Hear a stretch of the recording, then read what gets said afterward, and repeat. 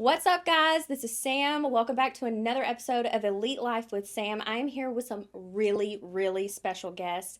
Some of my favorite people that keep me looking great out in the public. This is Emily and Darbi, my guests from RPR. Emily owns RPR, and Darbi is her right-hand man here in Nashville and also our point of contact. So she gets my texts at 2 a.m., emails all sorts of times a night. She is amazing. So, what I want to do is talk to you guys about PR in general. I also want to get some of your background today, so we're going to be all over the board, Perfect. per usual. Yeah, we're ready. Thank you guys for coming. Emily, you came all the way from New York. You have trenched your way through snowstorms. You've got kids in tow. This lady literally does it all. She handles, you have how many kids? Five. Five? And an exchange student. You have five Six. kids and an extra. And a puppy. And a puppy and a husband. Forgot about the puppy. And how many offices do you have of RPR? 3. You have it in New York, Nashville, and Texas. in Houston, right? Austin. Yeah. I've never been to Texas, so I don't know the layout, but you're a busy woman. So when we talk about women having it all and really making things happen, you are the prime example. You're like the mother of like making it happen. How do you balance everything? I think I don't.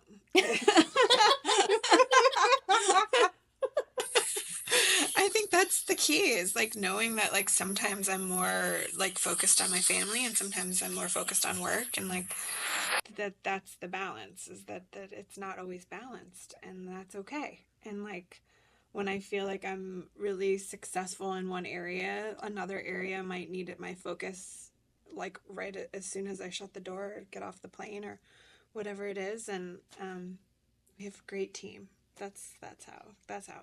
Seriously. Yeah. We were just talking about it on the way here. It's like, finally, after so many years of growing a business, to have people you trust. Trust is a big one. Yeah. That's how. You have to be able to step away from Austin office or Nashville office and feel confident that you don't have people poking holes in the ship behind your back when you leave. That is such a rare thing to have, is that just 100% confidence, total trust in your team. But you have done such an incredible job at building that. Not that things haven't happened in the past, but you understand how to nip it in the bud, correct course with a smile and a good attitude, and march on. Not much really trips you up for very long. And I've been so inspired to watch you, inspired even in my own industry. So thank you for being an example. Oh, yeah. Thank you for being such a great client. Oh, you're welcome. And supporting us as we've had, like any business. I think we'd be fooling ourselves if we were like, oh, everything's just perfect. But we've grown to a point where we have what we are calling our core team, and that's been because of people like you too, to help us and believe in us and know that like we're the right team for your business and that we're gonna have your back. And when you shut the door after a meeting with us, we're gonna be your cheerleader no matter what. It's not just like when we're talking to you. Yeah, absolutely. Yeah, that's how you do it all. Not alone. Yeah. That's the answer. 100%. And like I said, Darbi is kind of your right-hand man here in Nashville, and I, on a day-to-day basis, deal with her more. So let's break down what PR is and what it is not, because working with you guys, this is my first experience ever having PR, and I can see the majority of people that I mention, oh yeah, our PR team, they kind of glaze over and think it's kind of like a gibberish word. So let's explain what is PR and what is it not. Yeah. Well, people get really confused. They think PR is literally everything, and it's not. It's really just focused on media relations, influencer relations, and we're there to enhance anything. I mean, we do really touch anything that you really want us to. When you're great clients, you want to help them, and it's just trying to get your name out in the media. And so that can be through influencer relations, which is a whole new aspect, which is really new to the industry, since when I first started, Mhm. and media relations has been around for years, and that's just dealing with media on a day-to-day basis. So pitching out stories, like if you have a really unique story, like we're pitching out this podcast for you to different podcasters and different media members in the area and regionally to see if this is of interest. And then that's really just creating a name for yourself media wise. So, what is PR not specifically? It is not making your clients feel like they're making all the right decisions. You're not a business planner, you're not a financial analyst. Correct. You guys literally just handle media. Does that cover social media as well? You know, the thing that I really like about RPR is we have a whole marketing and PR department. A lot of the times PR agencies will also take on social media, but I truly think it's under marketing. So we have a dedicated team to marketing where I'm sorry, my bread and butter is PR. You're not going to want me to run your socials. I'm not a social person. So that's why we have a team that really enhances that. Where a lot of agencies, your PR person is doing the social media and some people are very skilled at it. Mhm. But it's just knowing people's, positive and where they really flourish in different aspects. But I would say marketing and PR are very different. They're different business ideas. And that's what Emily has really found out and has really made this marketing department. And it's very successful because when you come to us and say, hey, I want SEO or I'm not seeing that my sales increase, that's Mhm. more marketing than PR because we're there just to get you out in the media and really help you crisis comms, anything like that. Where marketing, it's to drive sales. I think, right? I feel like that's Yeah. And also when you have like you guys have an incredible social team too, so great. And like Yes. you guys have it. You don't need us to do that. So we No. can focus on what, we're really good at as a company is public relations. So you basically have an incredible business like Elite and you're able to like have your own customer base, but our job is to share that with people. Yeah. Here's this incredible team and here's all these incredible things that they're doing, and did you see this custom build, and did you let's create these partnerships because of all the things that you're already doing. And I think the fact that you pointed out, Sam, that like we're not business advisors, financial advisors, like you've got to have a business up and running and you have to have generate your own customer base for the most part. Like, yes, we do help new businesses, but that is like a whole campaign in and of itself where you're starting, a launch and you're doing an opening. But for the most part, our clients are people that have an established business that we're really excited to work with, shared passion, shared goals, and we're like, okay, you already have we're like sharing the gift of their business with other people. And it's like dropping off little specialty gifts to other people that they're like, oh, where'd this come from? We're like, oh, it came from Leet. Really? I want to know more about them. Mm-hmm. Yep. So it's like spreading the word in a way that is, tried and true to relationship building. Like you're not going to share information to somebody who isn't really interested in cars, or when we're talking about Elite, or something that isn't really of interest to your client. You're going to try to match make the media outlet or the influencer or the person that is, a community partner with their passion shared with your clients. And I think that's another thing, because a lot of times people come to us and they want something and it's not really something that we can do or anybody could do, because what they want isn't a match to somebody else, like to a media outlet. They want to be on the cover of New York Times and they're just like not established yet, or they don't have a storyline built that is going to be of interest to a journalist. So our job is in that situation to guide them on like, okay, you want this, but here's what we can get you that you can have. Like this might be a long-term goal, but here's what we can do now.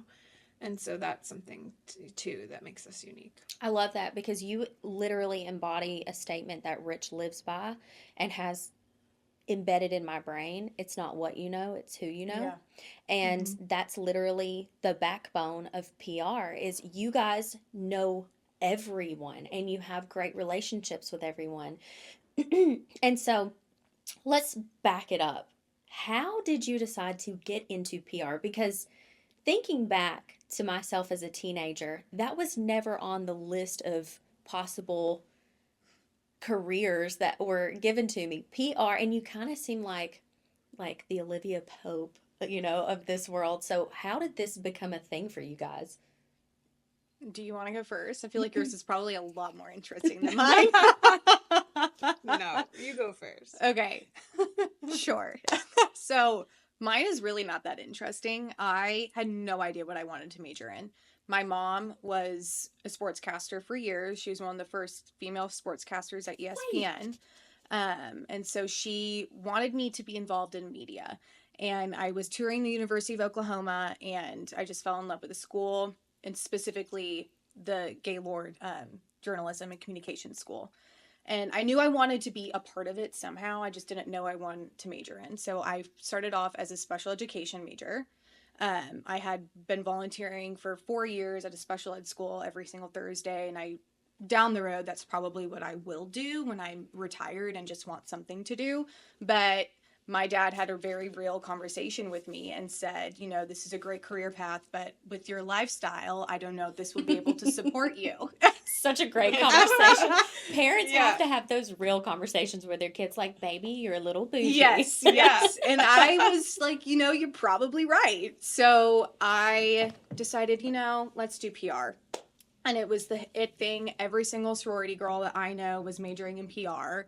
And let me tell you, it's really hard. Yeah. When you're getting out, I thought it was going to be this really, not easy career path, but something that would be on the easier side where I'm like, oh, flexible lifestyle, whatever, which I do have. But when you're first starting out, it's really hard because a lot of it they can teach you in school, but a lot of it you have to have in real life and get in those real life situations. So that's how I started. Yeah, I could understand how you would think it's more like fun and frills, yes. like go to brunch with your clients, exactly. travel to locations. And in reality, you're really dealing with a lot of personality types. Most business owners are under an immense amount of stress. Yes. And so you're seeing them at their worst and most vulnerable. Yes.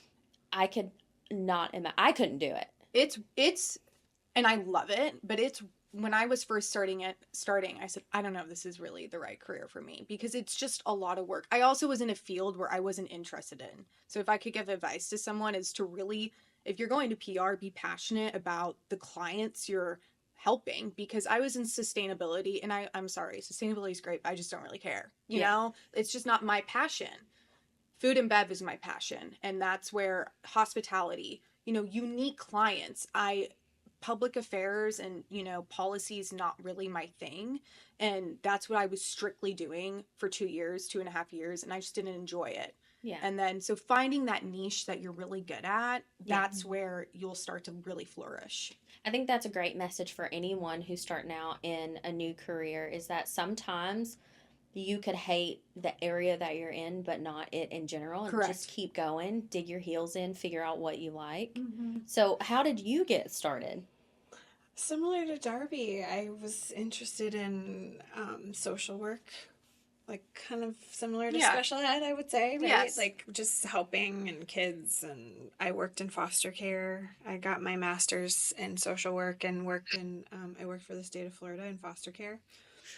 It was wild. That'll tear your heart out. It was so wild.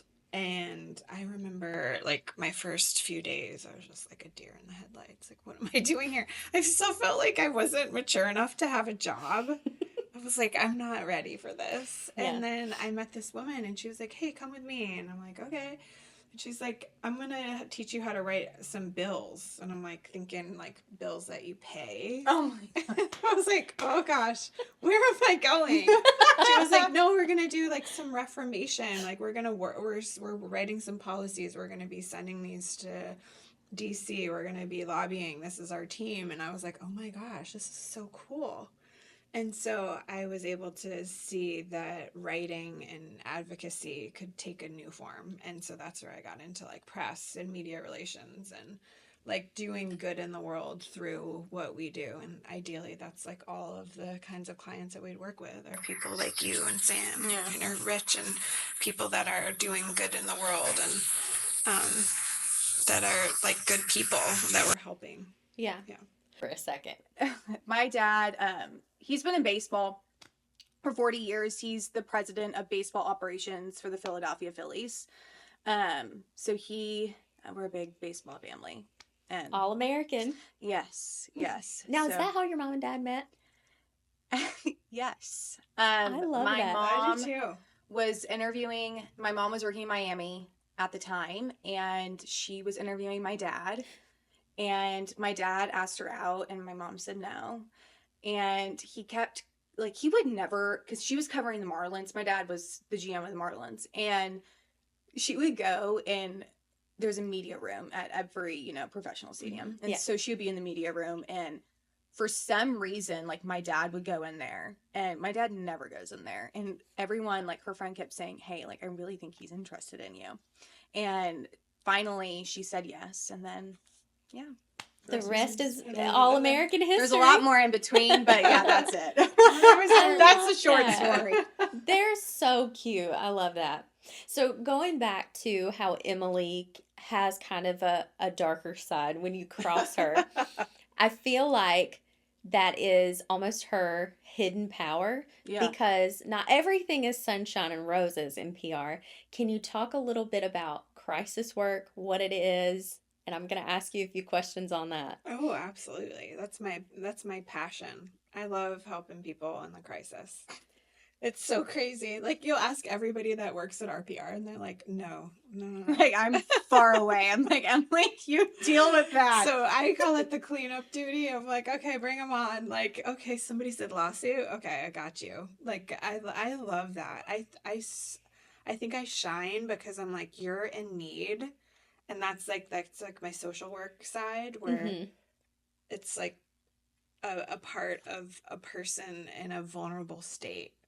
And I know how special that is. And you can't take advantage of that no matter what. It's like such a sacred moment for somebody. Mm-hmm. Yeah.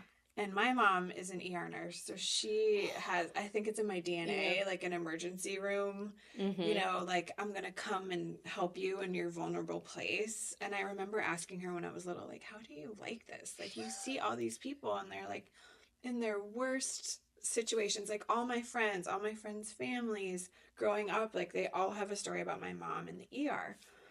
And it was always, there was not a bad story. It would be like, she helped me through. She held my hand when I had a heart attack. And like things like that, where it's like, I mean, that is like so sacred and that's so special. And I feel like I get to help. Like, not on that level. It's more of like, I just like have I'm in a divorce, or I have a public facing reputation. And like, there's a ton of news out there on this lawsuit that I'm in, or something I said, or all these customers are really, really mad about this new thing that we've rolled out in our business, or whatever it is. Like, it can be a really small scale, and then it could be like something that I have a file full of NDAs for.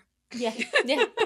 So can you speak about a specific, without giving specific names, but a situation where you had to put on that white hat and handle a crisis situation? How did you navigate through that for your client's best outcome, and how did the client come out on the other side?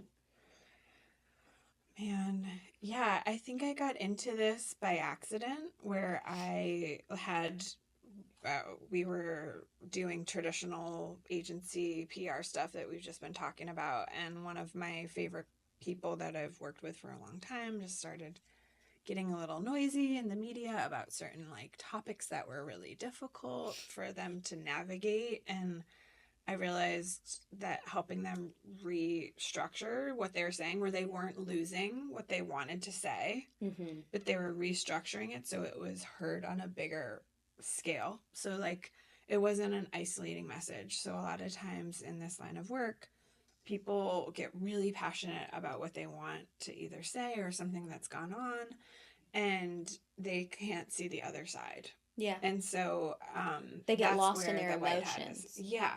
They want to be right, or they want redemption. Hey, we've all been there. And they're a public figure. Yeah.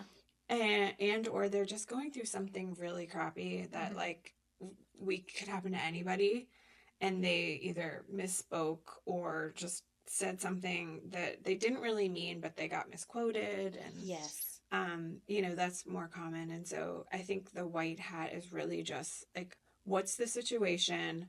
What's your goal? Mm-hmm. And then what are we saying? Like, clearly what we're saying and your goal aren't aligned. Yes. So what do we need to say? Because it's all about communication. Yeah. All of this is communication. Like, you're either communicating to the public or you're communicating internally, that gets misrepresented. So you just reformulate what they're saying so they're saying it in a new way.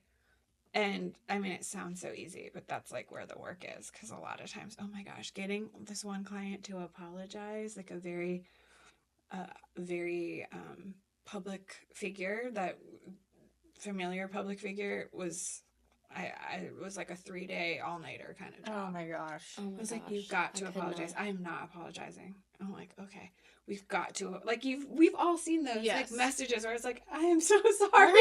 Yes. Where you know it's coming too. You're like, okay, Yeah. when is the publicist gonna write the statement? So Yeah. can you pinpoint it when you see celebrities go through dramas? Can you be like, oh, a publicist Oh, set for this sure. I up, don't wrote think it up? any of them, I would doubt any of them haven't had a publicist. Oh, yeah, I no. would highly doubt it. I think, you know what I will say? I feel like Lizzo's was one of the ones that stood out to me Why? that wasn't totally from a publicist, because she Oh. didn't really apologize.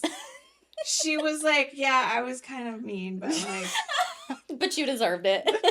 right? But Like, I don't feel- really care. That stood out to me. I'm like, I don't think she listened. I think she was probably like, I'm going to edit this and then post it Yes. myself. I don't know. If I were to put money on it, I would be like, clearly I don't work with Lizzo, so I can say this. Right. But like, that was one that stood out to me.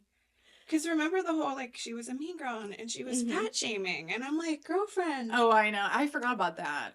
Yeah. It happens so frequently. Yes. And it's like here one day, gone the next. Yeah. Yes. So Yeah. before it's gone, let's talk about the Blake Lively and Ryan Oh, Reynolds and yes. Justin Baldoni thing. I know you guys have been chatting about it at work. So where do you stand on this drama, or, the ongoings? What's your take on all of this from a PR standpoint? Because I can only give my opinions from a personal standpoint.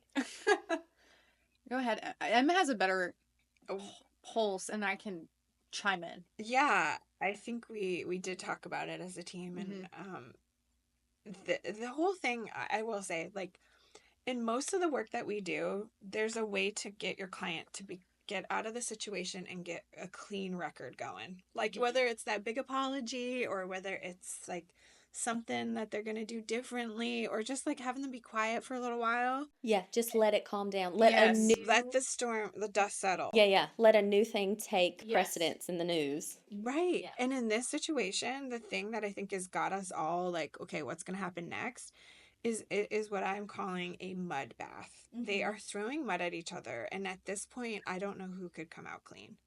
Because it first started with Justin, and what they were saying was a smear campaign to Blake. And then Blake retaliates and then is like, no, I have receipts. And then he retaliates and is like, He has I a have whole receipts. website set up now I know. with links. Yes. Well, and he has a very vocal lawyer. And I will say a Yes. lot of this work, and I know Sam knows some of the legal people that we work with, because it's just important in life as a business owner, to have good lawyers. Absolutely. And so a lot of this work that we do, the legal team really does a lot of help with the narrative building.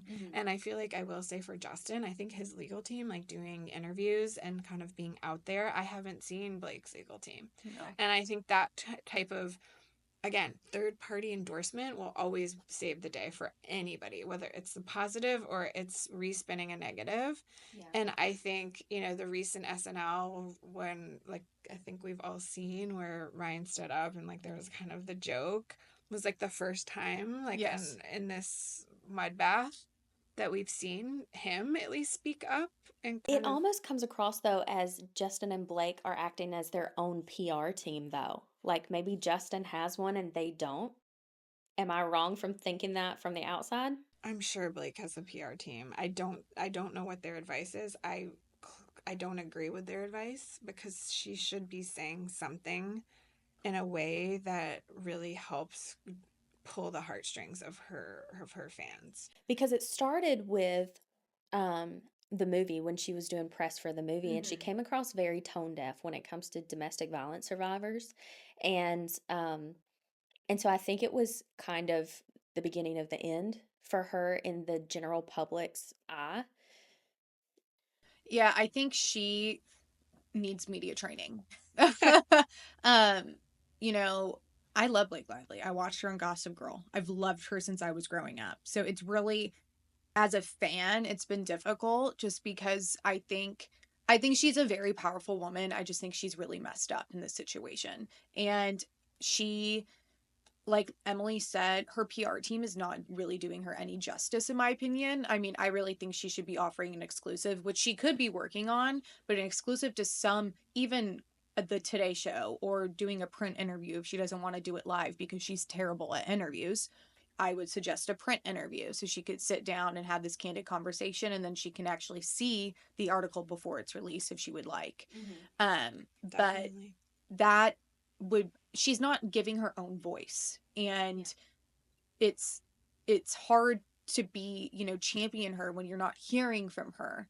But I know there's this narrative that, which I saw a little bit on TikTok, that Ryan Reynolds is the one who really is spearheading this, and it's not Blake.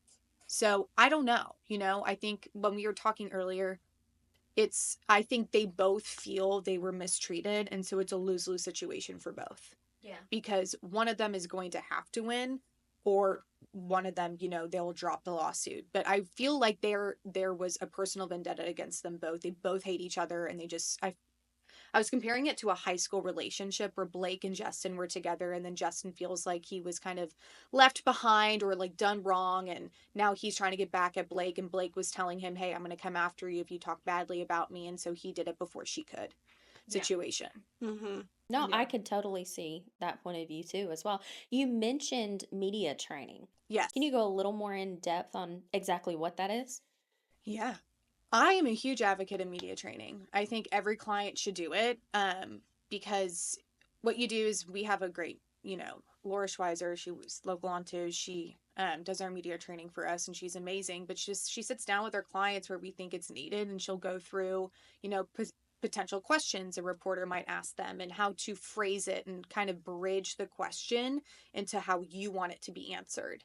So it's really beneficial because, one, it makes your client think on their feet, and two, it takes something off of us because, having a third party come in where we could be telling them this, but having that third party telling them is even more validation for the client. Yeah. I had no idea that's who did your media training. Yeah. She is fantastic. Yes. I've interviewed with her 2 or 3 times now, and Mhm. she makes you feel so comfortable. She's the best. She's so well spoken. She's fresh. She's like Tinkerbell.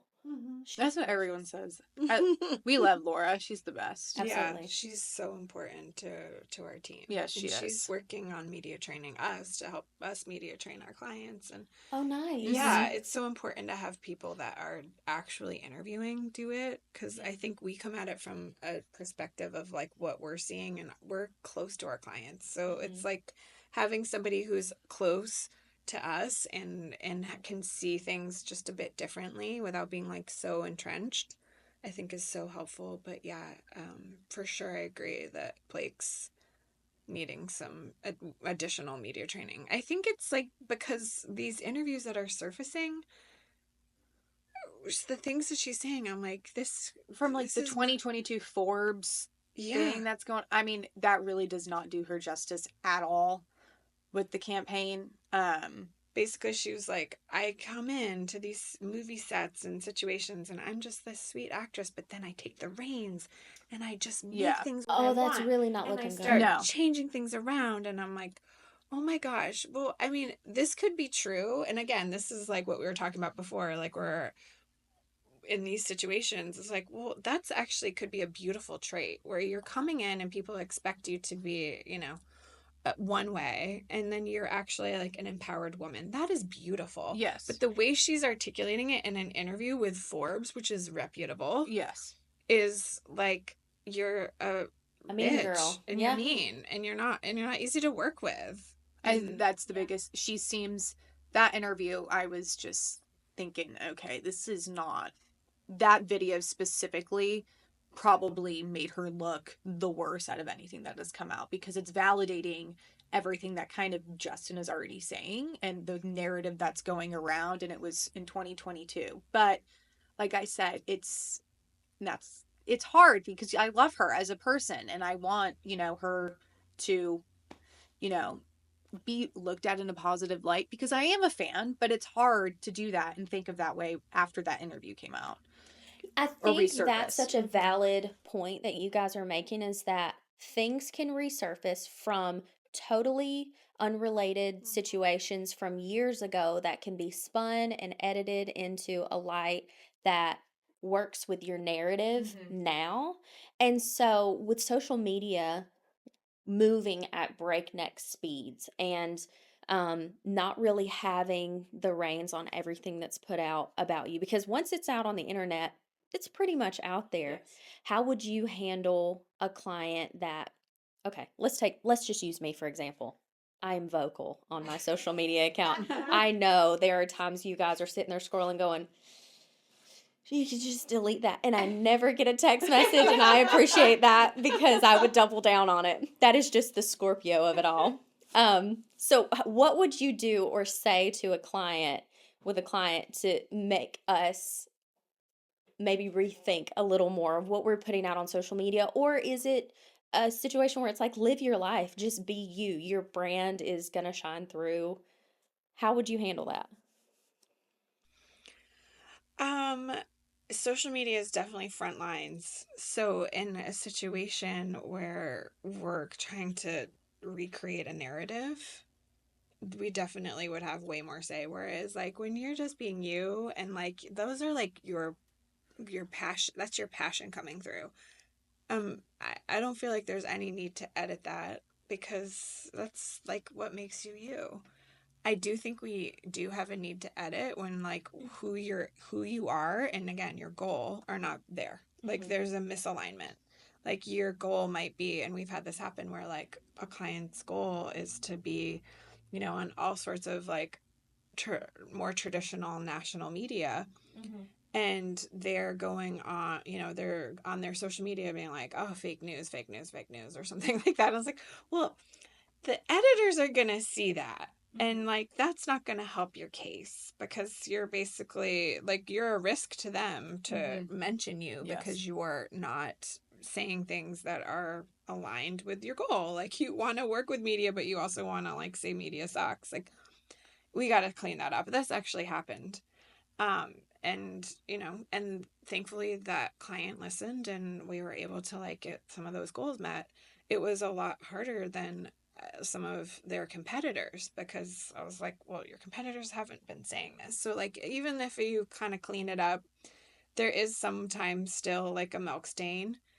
And I think it's our job to really like continuously repair. And we've seen that with like big brands, there'll be something that comes out, especially airlines are like notorious for like milk stains, and big things happening and like the cleanup sometimes still there, but like they keep going or they come up with something unique that kind of keeps their temperature going as a brand. But on a smaller scale, on personal brands, for sure, it's like you should be listening to your publicist if you have a PR team, and only if like your goals aren't being met, and in your case, your goals, I feel like your goals are being met.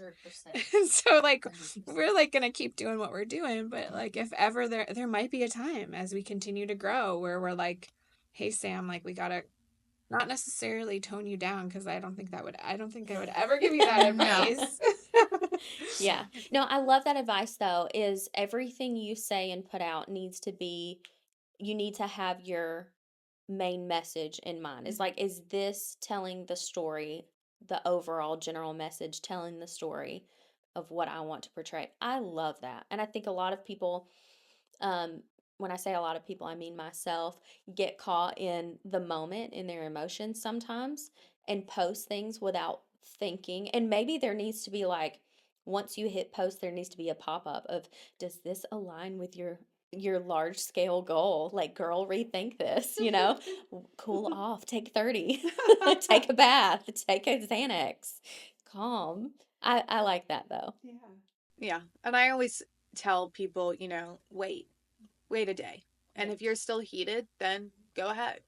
Do whatever you want. If it's something that's truly controversial and, but there's not going to be any downfall for you waiting 24 hours to see if it's something that you're truly passionate about, that you want to put that out there. Yes.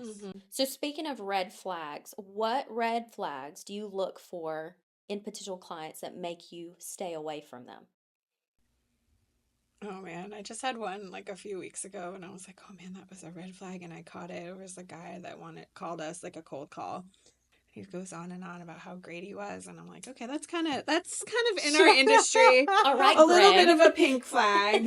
And then he's like, well, I just want to know, like, how you work as a PR firm, because I just was in a big court battle with my PR firm and like I won and I didn't pay them. And I'm like, oh wow, when you're dissing another like agency, like granted we have heard some pretty rough stories from people like that, like, oh man, this, I worked with a marketing agency and this happened, or and that like it wasn't a fit for them. But like I think to me a red flag is just like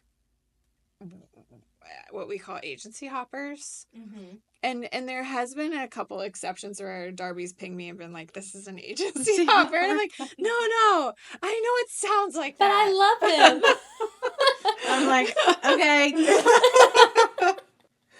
No, I'm like, as I'm saying it, I'm like, Darbi has definitely caught a couple agency hoppers that we let slip through, but that's okay, because I think sometimes, like, especially like high profile clients, like, you sometimes have people that have different agencies for different things. Like, they might have an agency for their personal brand, or they might have an agency for like a product or something that they're launching.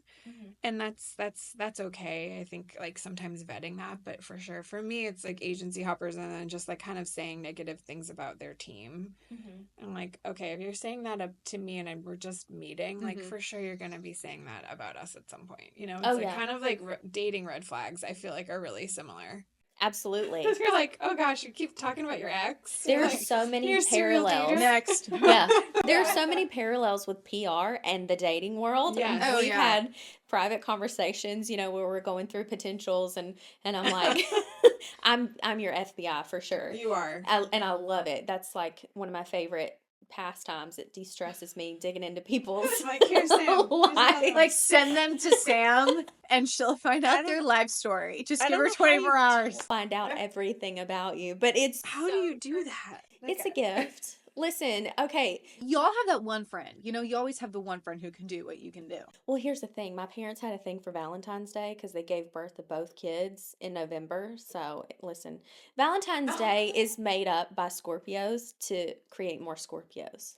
Oh, And they perfect. gave birth to two Scorpios. So you're getting a twofer with us, because there are times that if I hit a wall, she has some of these paid subscriptions that kind of help me break through the Got back it. wall. And I'll be like, I got this far. Can you find XYZ? Oh, yeah. And then we go, another level deeper. Yeah. Because she is on the dating sites and she does do background checks on these people. Oh, and- wow. Really? Oh, it's scary, girl. Oh, it's scary. Wow. You can't be too See, that would be too much for me to go Thank on goodness the I'm dating not on app. the dating apps. No. No. Listen, But I I'm- I respect this. Oh, yeah. She's one of the smartest, like, street smart people. She's so funny. Mm-hmm. That's a whole episode in itself.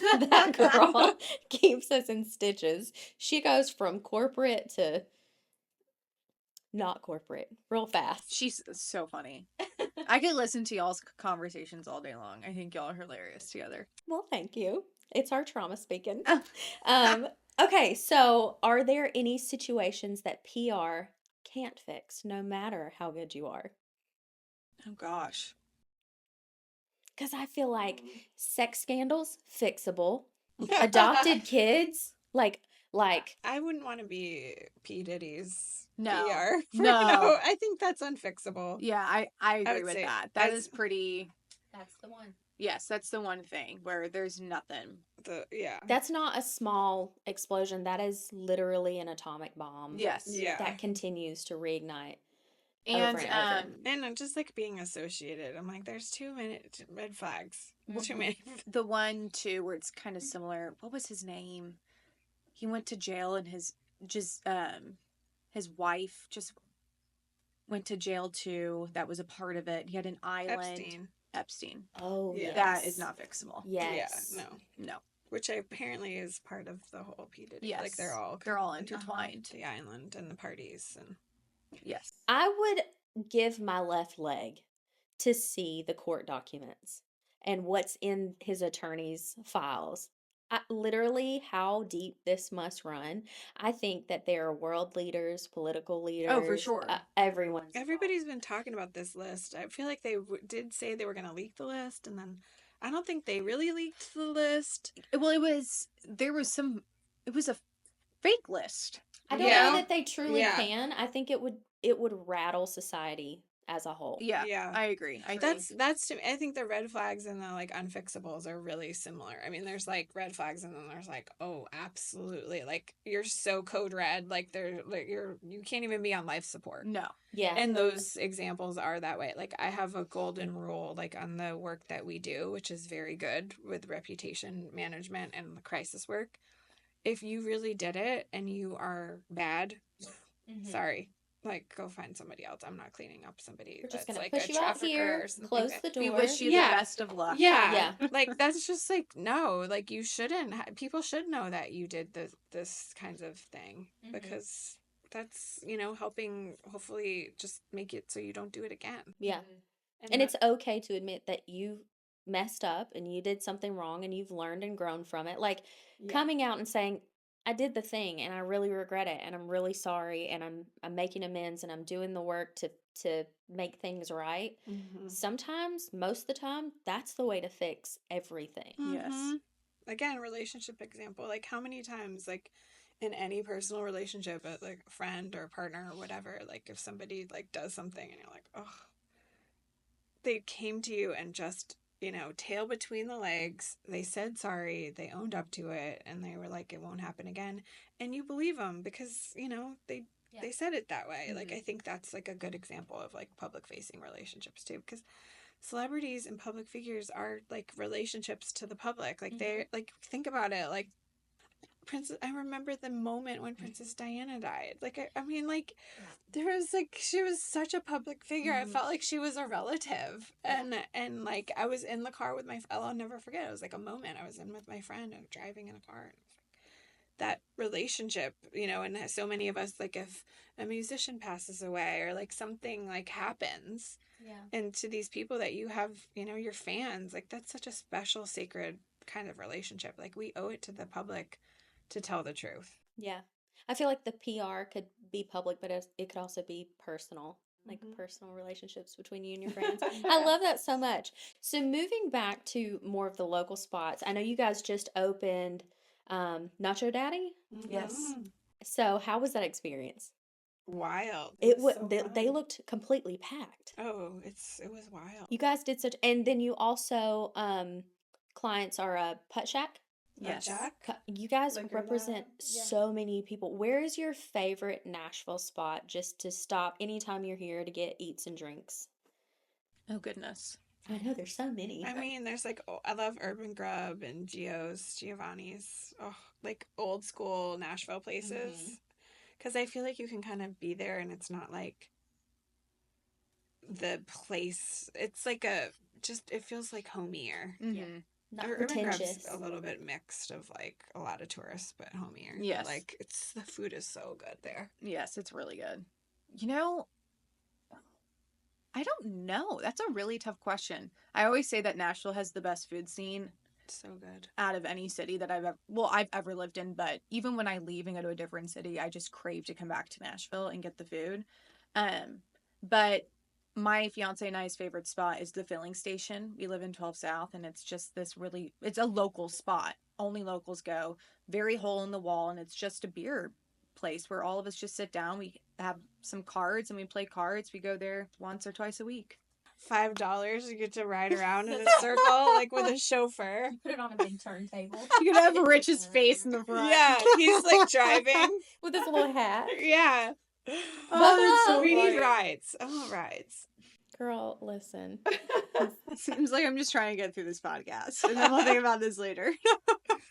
Yeah, we'll talk after. Okay, so being a woman in business, what has been the most challenging thing, or do you think being a female gives you a unique edge in business? both. I mean, I think people sometimes are like, oh, it's female founder. That's so cool. I think from like working, a lot of our team really, I think, correct me if I'm wrong, Darbs, like likes the female founder aspect. Yes. But that part has also been the hardest. I think getting, again, I said this in the beginning, people we trust, people that, it's not just trust, but like we talked about this, the vibe. There's Yes. like when you build company culture, you create a vibe. Yes. And it's like, I think we've all gotten to the point, our hiring process, in which you've become a part with our sleuthing, is like, are you there? And it's so interesting. We've had moments where like, I'm like, oh, it's okay. Like, they don't have a vibe, but they look really good on paper. Let's give it a try. Didn't work. Yeah. Then somebody who had the vibe but didn't have the skills didn't work. Yeah. And so we've been really practicing as a team, like getting the vibe, getting the skills. Like Darbi said, this job is hard. Yes. You've got to be a people person and you've got to be a good writer, which those two traditionally are not skill sets that people have in one person. And you've also got to be like on. Like, you can't be sleepy. You gotta be like, you know, like there. And so that's part of the vibe. When you said you have to be a good writer, this is such a core memory now. I will never forget it. I wrote something using ChatGPT. And I'm like, Sam, did you just ChatGPT me? And she's like, how'd you know? And I'm like, I know. When was this? I was so mortified. I was really like, I was like, I will never do that again. I didn't mean to shame you. No. I just was like, what is this? No, I needed it. But the way you responded was like, I can tell you wrote that with ChatGPT. I was like, what are you doing? I was like, oh, never mind. But it's because you can now tell. Yeah. Like, it's just so easy. Yeah. It's so easy. But, you know, sometimes for you, that's fine. For us, that's not okay. Yeah, that's the difference. Is like, if we do that, we could get blacklisted. Yes. You know, so we'll never, no one will work with us again. Wow. Yeah. Oh, it's bad. It's really bad. Like, because they vet what we, like, there's all this software that you can vet it. And if we send a pitch that's ChatGPT and then, like, the writer then uses some of that and then they get in trouble from their editor, some things are like, hey, this is ChatGPT. And I'm like, I'm never going to work with that PR firm again. Oh, yeah. I could see that. Yeah. For me, trying to run so many different facets of our life, like my personal brand, our Elite brand, now the different businesses under Elite, I rely on ChatGPT so much to keep me straight. But then it goes from me to you guys so that there's no confusion. But I could totally understand. Like, it's a double-edged sword. It's a great tool to have. It's a great tool. But don't rely on it. Correct. Yeah. And Absolutely. I always tell people, I'm like, it's a great tool to have. Like, if I'm really stuck on something and I have been working on all my clients all day and I just really can't do something, I will ask ChatGPT something. And it'll help me, you know, get my mind thinking of where I can go with this. That's a tool, you know? You can't just say, hey, write this for me, and then I go in and be completely fine and submit it. Like, that's just irresponsible if you're a publicist. And anybody who wants to work for us, we do vet it, and you won't get a second interview. Yeah. It's like very much like, oh, some really good people have come through, and we're like, I'm so sorry. Like, and this is again where I'm like the struggle bus of it. And I'm like, but they were so cool. Yeah. It's like, No. So We'll it's back not to something it. you feel like you can teach. That's something that they have to have. Well, I mean, for an interview, like, and you're a publicist. Like, we're that's again the vibe. Like, you can't fool us. We've been doing this for long enough. Like, if you chat GPT for an agency that we get 300 interviews in a week for a job, like, it's a very sought after job. Yeah. That's your best foot forward. Like, it's okay if it's a tool when we're tired. Yeah. Like, we all, like, and we have, like, even in our handbook now, it's like, here's how we use AI. Yeah. Like, it's okay to, I need, you know, a strategy structure. I can't really think about it. And then you write it yourself, or you use some of the ideas, but you reformulate it. Exactly. But not an article, not a pitch, you know, and when you're interviewing. Yeah. It's also just, and when I see that, it just makes me feel like, really? Come on. Yeah. You know, we don't ask you of much. And if you really wanted this job, you would take the time, and it kind of just makes you go next of like, okay, whatever. Okay, so do you guys have a mantra that you live by? You know, I love a good mantra. Oh. Well, our like business mantra is our business is your business. The letter R. Yeah. Because we want to be like in there. We want to get up in there. We don't want to be like. I was not expecting you to say that. All up in the guts of the business. Let's talk about how close and personal you get. She's really in the business, owning her business. Yeah, exactly. She said, I Oh, don't that's want so there to, funny. don't hold back. Oh. Dude, yeah. Oh my gosh. There you go. I love it. My personal mantra is, if Dolly can do it, I can do it. There you go. I love that. Might as well. So, well, guys, thank you so much for being here today. I know you guys are incredibly busy, but this has been so enjoyable, and I just really hope that everybody that listened to this interview walks away with not just a better understanding of PR, whether they want to be a part of it or not, but with a bit of understanding of really what goes on behind the scenes, and the empowerment of the businesses is really a big part because of what you guys do. Thanks for having us. This was so much fun. So much fun. You're the Awesome. best. Yes.